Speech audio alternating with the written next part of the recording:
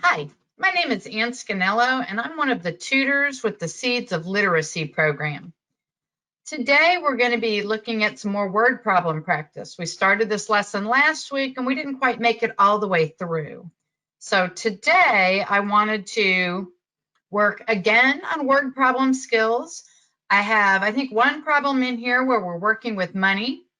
I built in some more fraction practice because I thought that could be beneficial. I do have some positive and negative number practice. In addition to that, we've got some perimeter and circumference word problems, and then I even threw in a couple of area word problems. So I think at this point I have one student.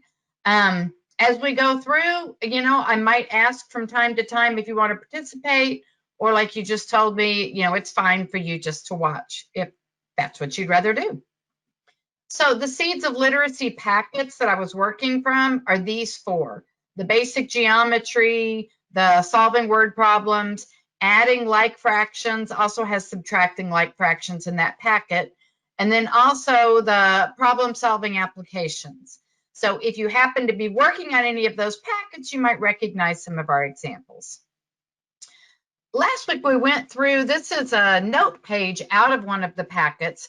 And you'll see a lot of this when you're working with word problems. You'll see note pages with keywords. And the number one reason I wanted to include this today is to kind of give a warning.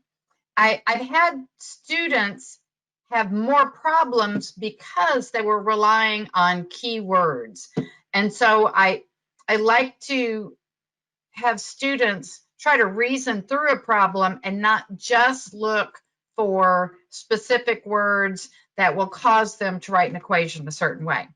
Now, the exception to that is the word of right over here in multiplication. And I have at least one example of that built into today's lesson. When you have a word problem, if you can restate it or the word of is already used, that almost always translates to multiply. And so that is something that I use frequently when I'm solving word problems.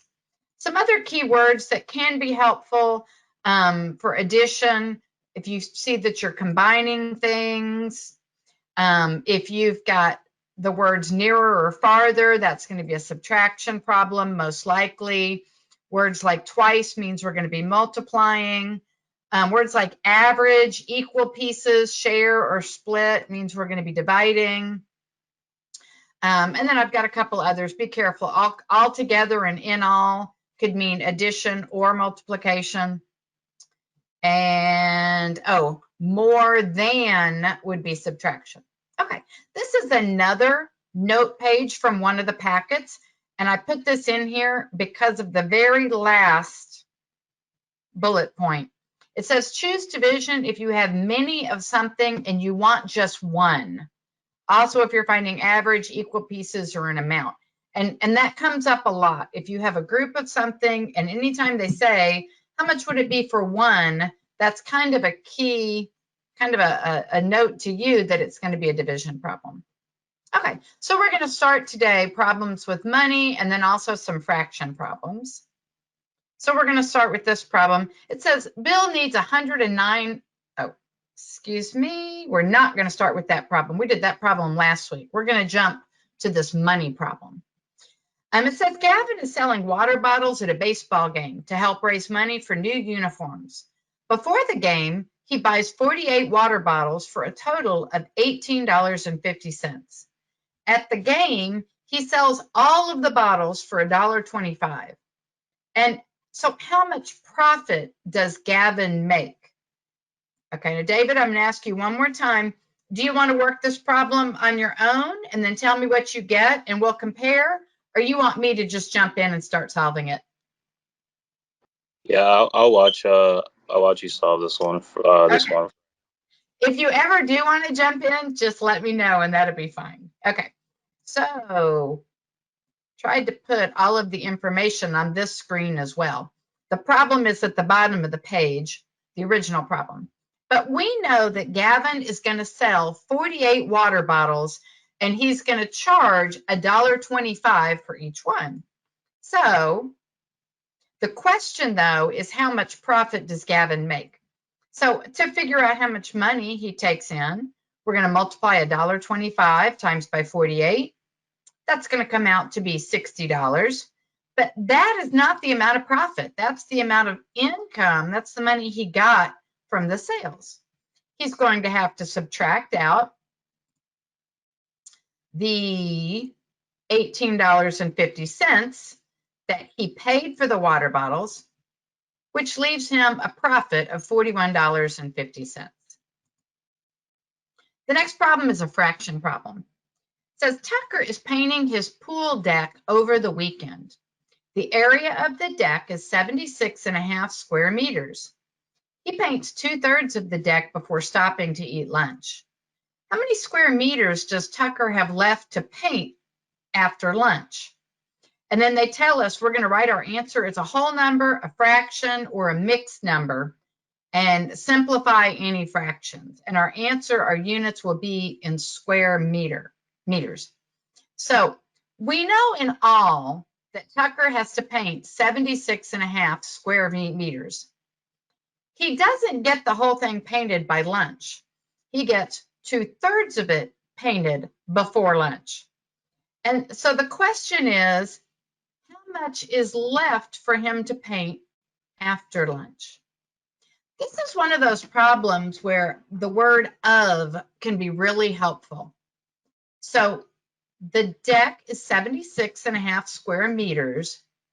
He needs to paint 2/3 of that before stopping to eat lunch. So that problem can be written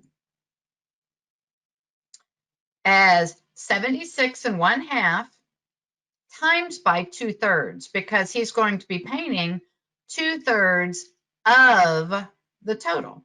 So, and if you know that little trick, it's a little easier to write this problem. Now, multiplying fractions, I built in more practice because this is a struggle for most students. In order to multiply fractions, we have this mixed number of 76.5. We have to convert that to an improper fraction. Say 76 times by 2. Now we're going to add one more. Comes up to 153 halves times by the 2/3. Now that we've got it written as an improper fraction, all we have to do is multiply across. So the 153 times by 2 was 306. 2 times by 3 equals 6. So that is our answer, and it is a correct answer. But they told us that they wanted it to be in a mixed number, and they also wanted it reduced. So when we do 306 divided by 6, the answer is 51. And so that tells us that Tucker now has painted 51 square meters before lunch.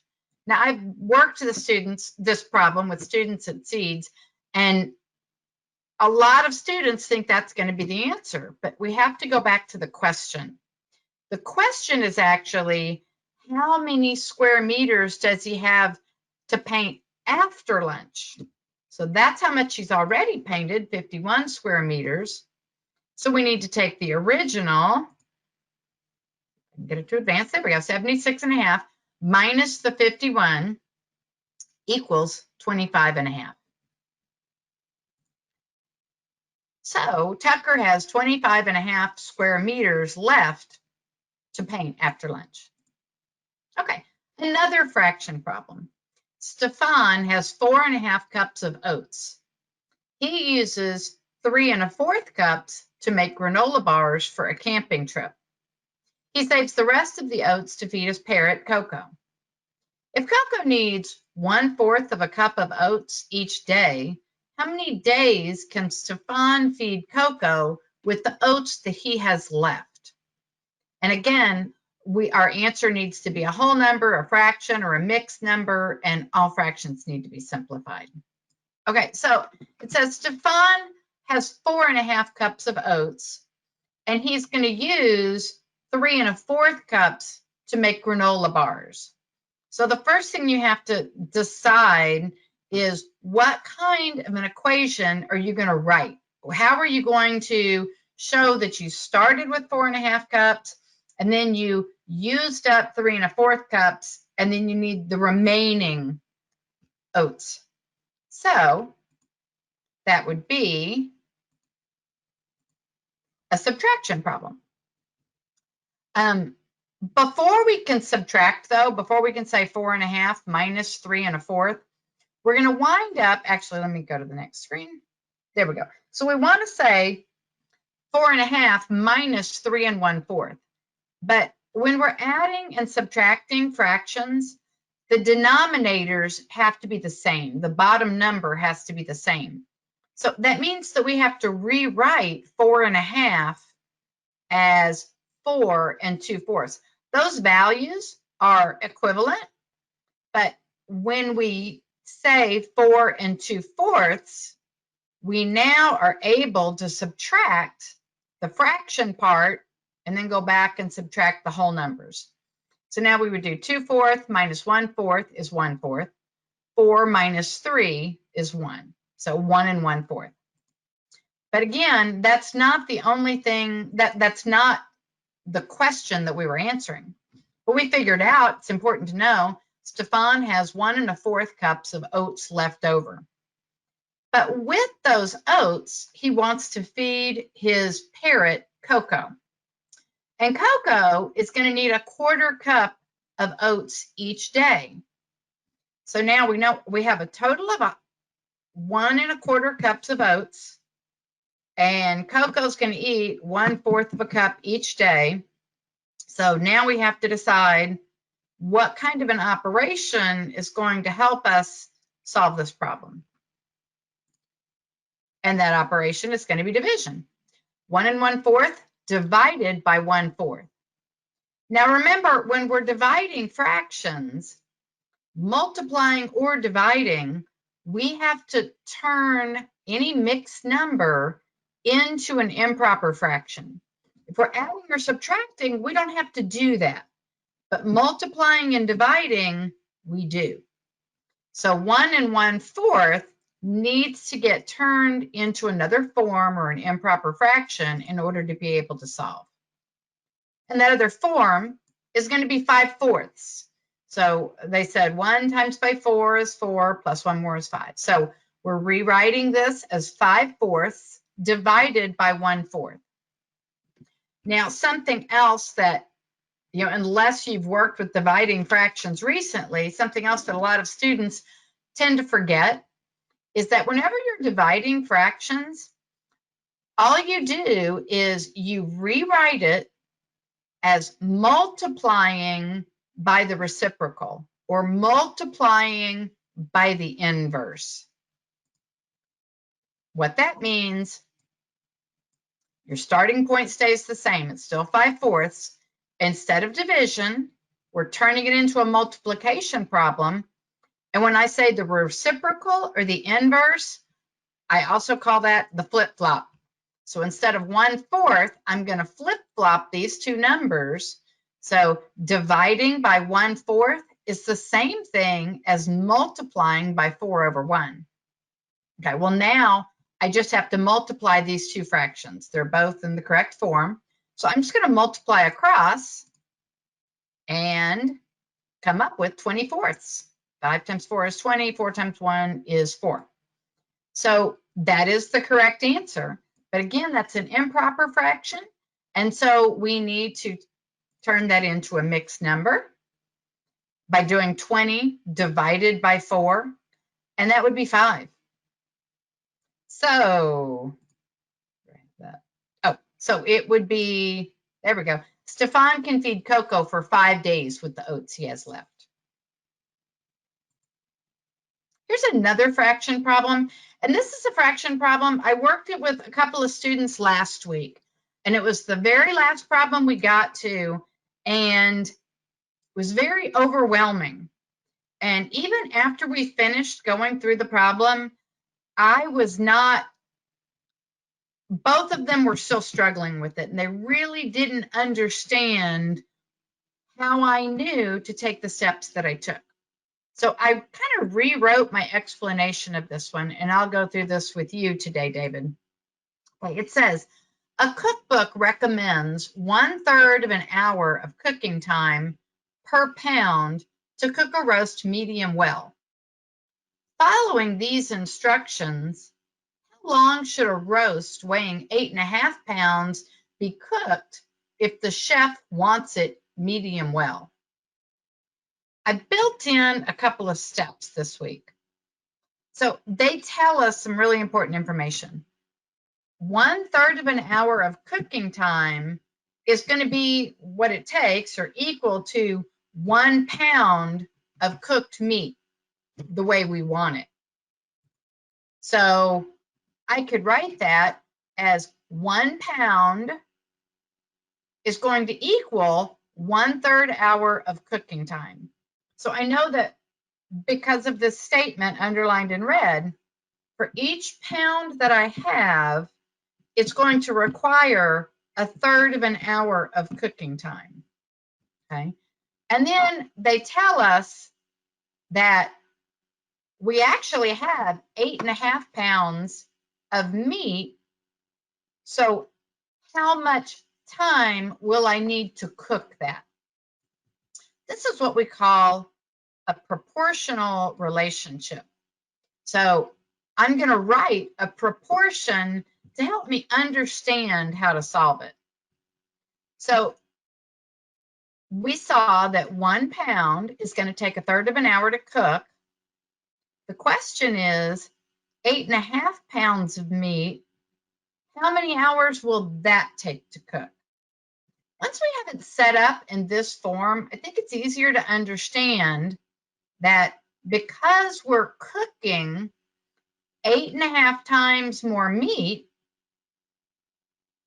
so my meat was 8.5 times as much as 1 pound, well, then it's reasonable that the time required is going to be 8.5 times as much. So this is the problem we need to solve. 1/3 of an hour times by or scaled up 8.5 times to get our answer. Okay, so this is where we were last week. So we need to complete 1/3 times by 8.5. Just like we said a second ago, when we're multiplying and dividing fractions, we have to have all fractions as improper fractions. You can't have any mixed numbers. If you've got the whole number, like we have the whole number of 8 there, we're going to need to turn that into an improper fraction, which is a fraction where the numerator or the top is going to be a larger number than the bottom number. And so in order to do that, 1/3 was fine. That form was fine. For 8.5, we did 8 times by 2 is 16, plus 1 more is 17. So 8.5 is the same thing as 17/2. So now my new problem, 1/3 times by 17/2. And because it's multiplication, I don't need common denominators or anything like that. I can just multiply straight across. So I'm going to do 1 times by 17 is going to be my numerator, and 3 times by 2 is going to be my denominator. And so my answer is 17/6. And I tell students that is absolutely, positively correct answer. It's just not written in the form that they wanted it in. They wanted it not in an improper fraction. They want it back in a mixed number. So in order to figure that out, we have to say to ourselves, 6/6 is 1 whole, like that would be 1 whole hour. So we say, how many sets of 6/6 are in 17/6? And that's going to be 2 of them. And so 6/6 plus 6/6, that's like 12/6 that we're taking out of 17/6. That leaves us 2 hours and another 5/6 remaining. So the answer to this question is the chef would have to cook the meat for 2 hours and 5/6. I'm sorry, 2 and 5/6 hours. So that was really tricky last week. I hope that it made more sense this week. Okay. The next set of problems I want to work on are going to be about positive and negative numbers, because in seeds, even when I'm working with students that have advanced to algebra and linear algebra, and they're working on their graphing, advanced equations, so many times it is the positive and negative numbers, they are messing up their calculations, and obviously it causes their answers to be wrong. So I kind of wanted to do a review of the positive and negative numbers through word problems. So I had this little pretest made up. And so I'm going to read out these questions, but I'm not going to give the answer this time around. In about 6 or 7 more slides, I'm going to have the same little quiz, word problems. And at that point, we are going to answer them. Okay, so these are actually, whenever I'm taking like a standardized test or I'm giving a standardized test, GED or otherwise, it seems like they always have this type of word problem. And so I just wanted to address some of these directly in this lesson. Okay, so it says, determine whether each statement is always, sometimes, or never true, and then explain. So the first question says, if m and n are positive rational numbers, then m plus n is positive. So David, I'm not going to ask you your answers, but after we get through our little pretest here, I am going to ask you how you did. Did you do really well on it, or did you miss several? Because that's going to kind of gauge how fast I go through the next section. Okay. So be thinking of them. I'm not going to make you answer out loud, but just after we do these 5, you tell me if you thought that they were easy, medium, or hard for you. We'll do it that way. Okay, so number 50 says, if m and n are negative rational numbers, then m plus n is negative. So is that always, sometimes, or never true? M and n are negative rational numbers, then m plus n is negative.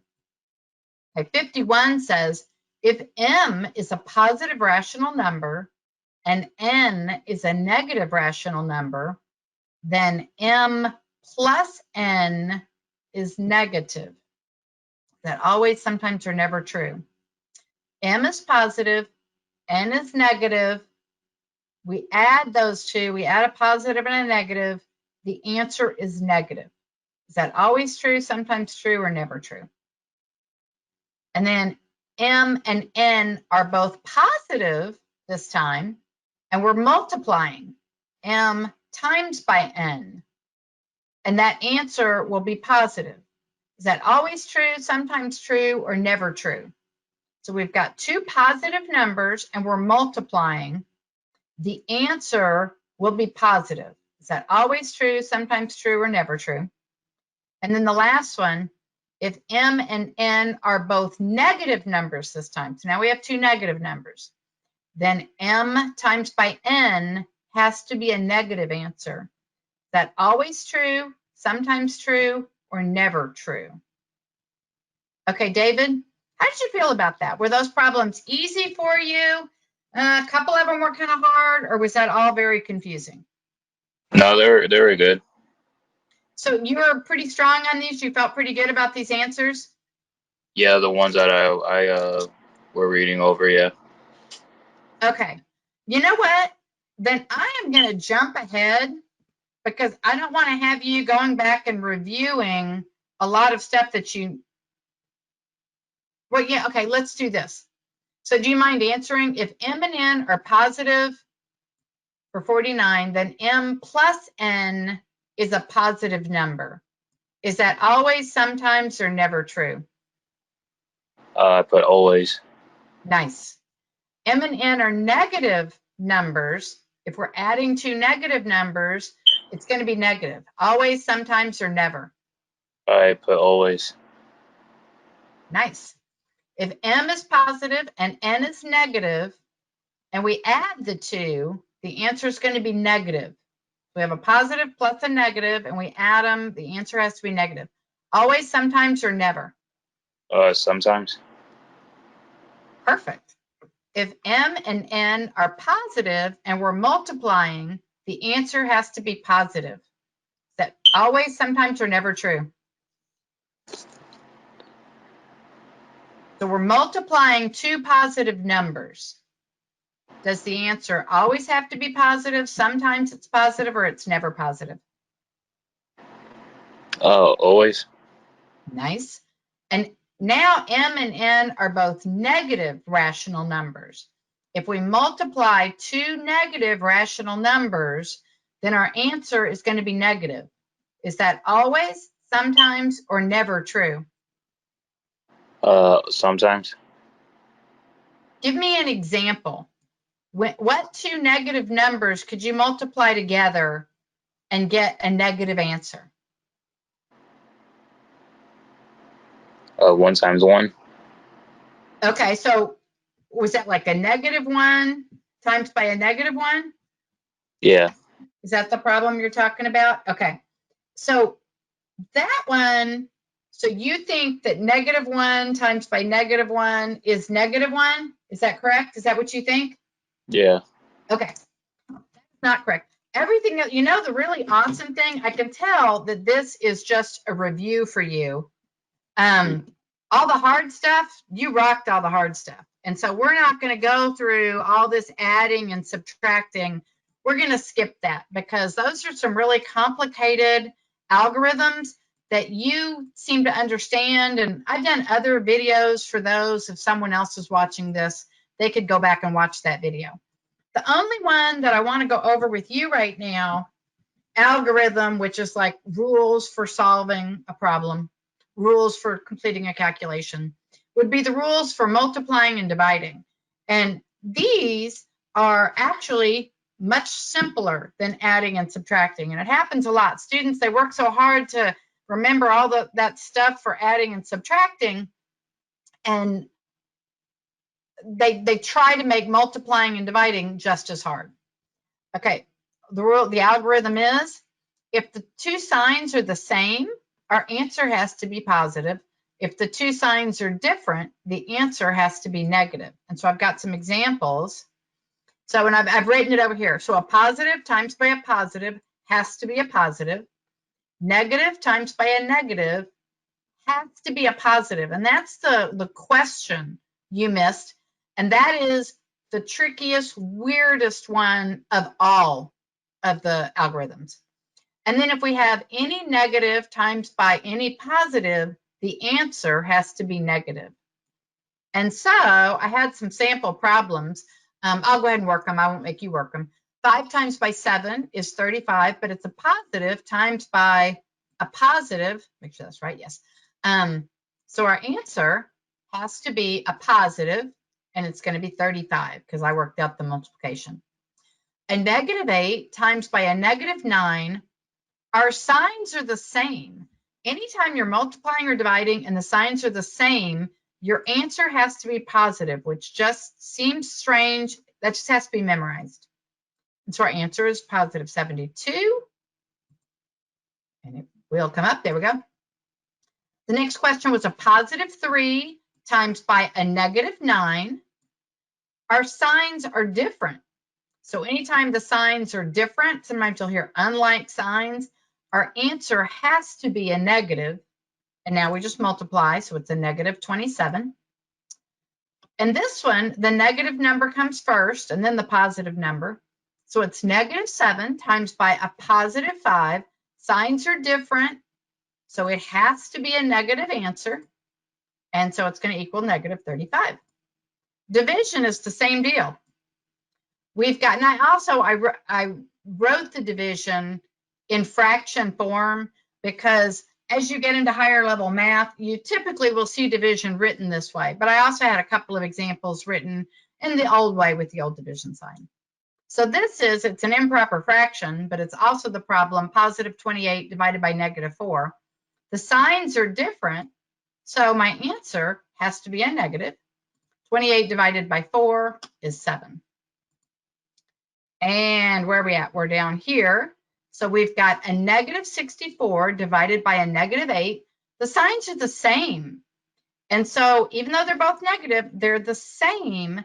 And so the answer has to be a positive. And do the division, it's a positive 8. Up here, the signs are the same. So even though they're both negative, our answer has to be a positive. And 48 divided by 6 equals 8. So it's positive 8. 49 divided by a negative 7. So I've got a positive divided by a negative. Signs are different. So my answer has to be a negative. Do the division, and it's a negative 7. Okay, so now you already did these. You did a great job on them. Just going to go through the answers. If we're adding two positive numbers, the answer is always going to be positive. If we are adding two negative numbers, the answer is always going to be negative. So it's the opposite of when we're multiplying. When we're adding two negative numbers, always the answer is going to be negative. If we're adding and one's a positive and one's a negative, we could get a negative answer, but we could also get a positive answer. And so according to the algorithm, it's whichever term that we're adding has the greater absolute value. We're going to keep that sign. So if it was like -5 plus +3, -5 has a higher absolute value. So that answer is going to be a negative. And then we actually subtract those absolute values. So it would wind up being a -2. That can be a really tricky problem. But so then let's say it was the opposite. Let's say that we had a +5 plus a -3. So we've got a positive and a negative. This time 5 has the greater absolute value and its sign is positive. So now our answer is going to be positive. Again, we subtract those two absolute values, 5 and 3, so it winds up being 2. So +5 plus -3 is going to be a +2. Very, very tricky. Like I said, we have a couple of videos just on that subject. But then the last two, if we're multiplying and we're multiplying two positive numbers, the answer has to be positive, always. And then number 53, if M and N are both, that one up there, are both negative numbers, because the signs are the same, the answer is going to be a positive number. It will never, ever be a negative number. It's kind of the opposite of addition. Okay, so now I wanted to go through some problems using positive and negative numbers. So I'll just walk through these. So the first one says, a football team is at its own 25-yard line. In the next 3 plays, it loses an average of 4 yards per play. Where is the team after 3 plays? So the first off, and sometimes they'll even say, when I was teaching math, I would have the students, part of their credit for the answer was to write the equation, and I needed to see the math that they were doing in their head in order to solve this. So we know where they started, it's the 25-yard line, but in 3 plays, they lose an average of 4 yards per play. So that could be written, starting point is the 25-yard line, and then 3 times this happened, we lose or we go -4 yards. So 3 times by -4. The question is, where is the team after the 3 plays? Well, if we lose 4 yards 3 times, positive times by a negative, our answer has to be a negative. So I went -12 yards. I'm on the 25-yard line, and then I lost 12 yards. I'm going to end up, see if it will, oh, I've got the algorithm there at the bottom, so you could use it. I'm going to end up on the 13-yard line. So the answer to that problem would be, after 3 plays, the team is on its own 13-yard line. Next problem. Together, siblings Brandon, Brooke, Trent, and Trisha owe their parents $100. This is an example where you're required to write the number sentence. On the GED practice test, I've seen problems like this, and they'll have multiple choice, and it'll say, which one of these number sentences could be used to solve this problem? So together, okay, siblings, Brandon, Brooke, Trent, and Trisha owe their parents $100. Write a number sentence to show how much each sibling owes if they share the debt equally. So from those keywords or just from logically reasoning it out, we're going to use division here. But they want the number sentence, and they want us to use negative numbers where appropriate. So right now, they are in debt $100. So it would make sense to write negative 100, representing $100 in debt, divided by 4. I'll get students who want to say negative 4. That doesn't make sense because we've got 4 siblings, and you can't have a negative person. That doesn't really make sense. So negative 100 divided 4 ways would be a negative 25. So the answer would be, if they shared the debt equally, they each owe their parents $25. Malik wants to take 4 of her friends to a movie. She knows it's going to cost $5.50 for a ticket and $3.25 for popcorn. How much will it cost if she pays for the movie and popcorn for all 5 people? So one of the trickiest things, just a reading issue. We've actually got 5 girls going to the movies. Malik is paying for all 5 of them, and she's buying popcorn for all 5 of them. So we know a ticket costs $5.50 and popcorn is $3.25. So in order to solve that one, we're going to have to do 5 times by $5.50 to get the total for the tickets. And then we're going to have to add 5 times by $3.25 because that would be the total for the popcorn. That works out to $27.50 plus $16.25, which equals a total of $43.75. So the total cost of the popcorn in a movie for all 5 girls would be $43.75.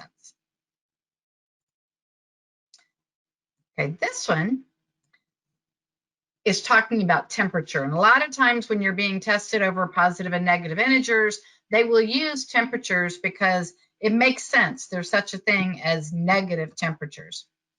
Okay, the table below gives monthly average low temperatures in degrees Fahrenheit from November through March for International Falls, Minnesota.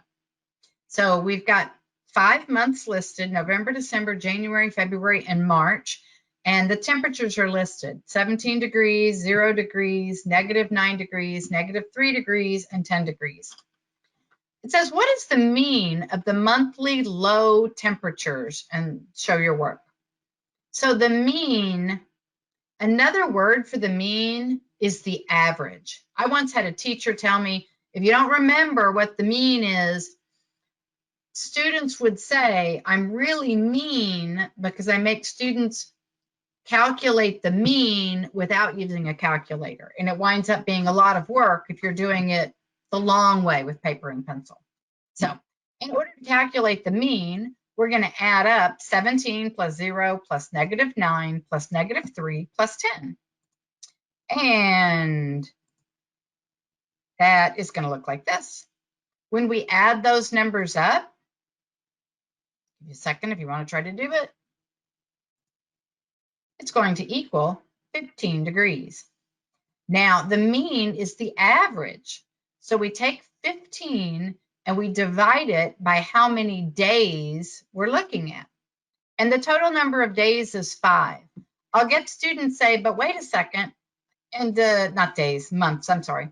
In December, it was just 0 degrees, and they feel like they shouldn't be including that 0 degrees. Not correct. It still counts. 0 is a number. So we are going to take the 15 degrees and divide it by the total of 5 months, which means the mean temperature, or the average temperature for those 5 months, is 3 degrees. And same table, but we've got a new problem this time. So we've got the 5 average low temperatures for each month. Now they want to know, what is the difference of the highest and the lowest temperatures? And so back from that note page at the very beginning of the lesson, anytime we're looking for the difference, that's going to be a subtraction problem. So we have to find the highest and the lowest temperature. Most students figure out that 17 pretty easily is the highest. The lowest temperature is -9. If you've got 0 right here, -3 is a little bit below 0, but -9 is farther below 0. So I'll get students telling me that -3 is going to be a smaller number. Not true. -9 is my lowest temperature. So the problem is 17 minus a -9. And that is going to, we're going to add the opposite. So it's like 17 plus 9. And so that works out to 26 degrees. So the difference of the two temperatures is 26 degrees. Okay, I am going to skip some of these. There were some, we're going to skip area. We'll do a little bit of area and perimeter, I guess, just to kind of expose you to it. Okay, when you're working with area and circumference and perimeter, and you're taking the GED, there is going to be a formula page that you will receive. And so this is actually a little wedge off of that page. So for perimeter, you've got these 3 formulas, but perimeter just means if you've got a geometric shape or any kind of shape, if you were to add up the distance around the whole shape, like if you were going to build a fence around the whole thing, how much material would you need? And so this is just like 3 fancy formulas to say, add up all the side lengths. Circumference is a very special case. When we're talking about the perimeter or the distance around a circle, it has a special name, and that's called circumference. To get the circumference of a circle, you're actually going to have to memorize or go to the formula page to get the formula. The formula can actually be stated 2 ways. You'll see it as 2 pi r, or you'll also see it as pi multiplied by the diameter. So we'll practice a couple of these problems. Oh, and then also the area. Oh, I'm sorry, the perimeter. Oh, nope, skip that. Okay, so we'll do the perimeter. On this one, a rectangular field measures 100 yards by 76 yards. How many laps around the field does Lynn have to run in order to run 1 mile? And they're telling us that 1 mile equals 1,760 yards. So the first thing we have to do is figure out the perimeter around this field. So we just need to add up 100. We know this side has to be 100 because it's a rectangle, so that's 200. 276 plus another 76. I think I've got this written out. There we go. That would be our equation. Is going to equal 352 yards to do 1 lap around this field. But Lynn is going to run 1 mile. And so how many laps, if it's 352 yards for 1 lap, how many laps does he need to run a total of 1 mile, 1,760 yards? That's going to be a division problem. So we've got 1,760 divided by the number of yards in this field, and that is going to equal 5. And we look back to the problem, what makes sense? It's 5 laps that he's running. Let's do this one for circumference. The distance across a circular garden measures 4.9 meters.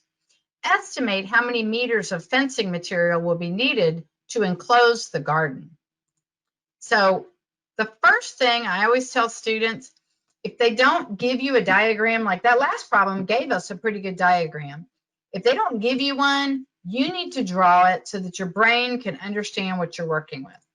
So the first thing I do is draw my circle, and they told me that half the distance across is 4.9 meters. So here's the middle. This is half the distance across. It's also known as a radius. And that's going to be 4.9 meters. And I always label my figures. Now I have to estimate how many meters of fencing material will be needed to enclose the garden. So we're actually building a fence going all the way around this circle. First thing I'm going to do is look at my formula page to verify that I have correctly remembered the circumference formula. I told you it could be stated two ways. In this problem, they gave us the radius. So we're going to use circumference equals 2 times by pi times by the radius. So now all we have to do is fill in the values. So circumference is going to be equal to 2. I just copied that down. They told us, or they didn't tell us, but if they don't tell you, we're going to use 3.14 for the value of pi. And then our radius was 4.9. At this point, this is probably going to be a problem they're going to allow you to use a calculator on. You just punch that into your calculator. And I tell students, you know, your calculator, many of them have got parentheses on them. Feel free to punch it in exactly like that, including the parentheses. But when you do that, you're going to see that the circumference is 30.772 meters. And so that's how long the fence is going to be. Okay, so this is another perimeter problem. Let me see. Oh, this is an area problem. Now, this is the formula page again. And for area means the space inside of a shape, geometric shape. There are formulas, but basically, like in a square, it's going to be one side multiplied by the other side. And they're the same length. So it's kind of like, you know, this side times by this side. It's the same thing as that side squared. If it's a rectangle, if the two sides are not equal, I'm going to take one side multiplied by the other side, that, you know, where they hit at a perpendicular angle. It will be two different numbers this time. So I'm going to multiply those two numbers together, and that's going to give me the area inside. For the parallelogram, we're going to multiply base times by height. Again, I've got a whole video out there where it reviews how to calculate all these areas individually. For today's lesson, we're just going to use the formulas. They're giving us the formulas. We're just going to use those formulas.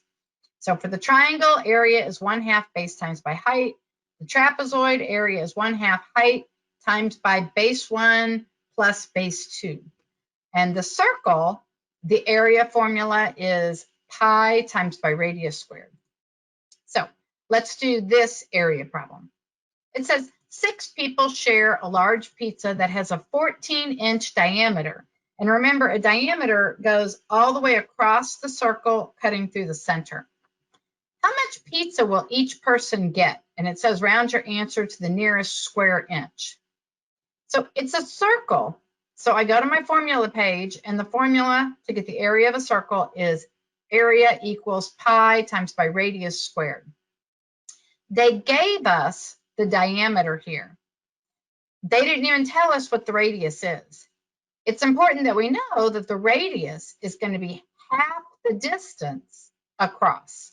So our radius is going to be 7. So we're just going to plug in our numbers. So pi, we're going to use 3.14. The radius was half the distance across, so that's a 7, and that's squared. And again, if you've got a calculator, you could punch it into the calculator exactly the way this is written. You could put it in with the parentheses, with the squared, the superscript 2, and it would give you the correct answer. Or you could put in 3.14 times by 7 squared. You're actually going to have to square 7 first, order of operations. So that would be 7 times 7 is 49. So we would be doing 3.14 times by 49, which is going to equal 153.86. Now, that's the area for the entire pizza. We have 6 of us sharing it, so we have to divide that 6 ways. And that came out to 25.64 square inches. And they told us to round our answer to the nearest square inch. So that would round off to 26 inches squared. Okay, this is another area problem. I'm going to skip it because this is a trapezoid. I'm going to run through it quickly just because a lot of my students have spent so long, they've forgotten what a trapezoid even is. A trapezoid is a 4-sided shape. It has 2 bases and they're different lengths. It only has one height because the 2 bases are parallel to each other. That is, those 2 lines, no matter where you pick on either base, it's always going to be the same height or the same distance away from the other base. So on our little formula page, we have our formula. We just copy that down. It's just a matter of plugging in the values that they gave us. And now we can solve it using our calculator, or we could do the math the long way to get the answer of 792 feet squared. Okay, so this is the problem I wanted to get to. I see these problems, they pop up all the time on the GED practice test, and it can be really, really tricky. It says a square table is to be covered with small square ceramic tiles. The table has an area of 4 square feet. How many tiles are needed if each tile measures 3 inches on one side? So a lot of information there. Okay, so first of all, we need to draw a picture so our brain can understand what we're solving. So it says it's a square table, and we're going to put the little bitty square tiles covering the whole thing. And they tell us that the table has an area of 4 square feet. So that means that we could put, this is a square foot, 1 foot, see if I can get my little pointer going, 1 foot by 1 foot. This is a square foot. It's going to be 4 of those are going to make this square table. It's going to be 2 feet wide by 2 feet long. So it's up to you to kind of figure out what the table's going to look like. But once you figured it out, we've got a decent picture. And we verified, yep, length times width times 2 times by 2 would equal 4. That's what they said the area is. But now they're saying we're going to put these little bitty tiles all over the whole table. And they're telling us that the tiles are 3 inches by 3 inches. So the way I solve this problem is I think about one of these square feet. And I actually draw in what the little tiles would look like. I know that if this is 12 inches and this is 12 inches, that I'm going to be able to fit 4 tiles across and 4 tiles down. And then when I fill in, it's going to look like this square on the right. And so I could say 4 wide by 4 long. I'm actually going to have 16 tiles just in this 1 square foot. So it's so much easier to see that than to understand that when you're just reading the words. So now this is another one of those proportional relationships that we had that fraction problem way back at the beginning of the lesson that was a proportional relationship. So we can see from the picture that 1 square foot has 16 tiles in it. We've got 4 square feet. And so how many tiles are going to be in the total of 4 square feet? Well, the number of square feet got 4 times bigger. That means the number of tiles got 4 times bigger. 16 times by 4 is going to equal 64. Therefore, our answer is you would need 64 tiles to cover this table. I see so many problems that are so similar to this. I wanted to make sure we went over that. Okay, so at that point, that's it. Thank you. Hope you have a great week.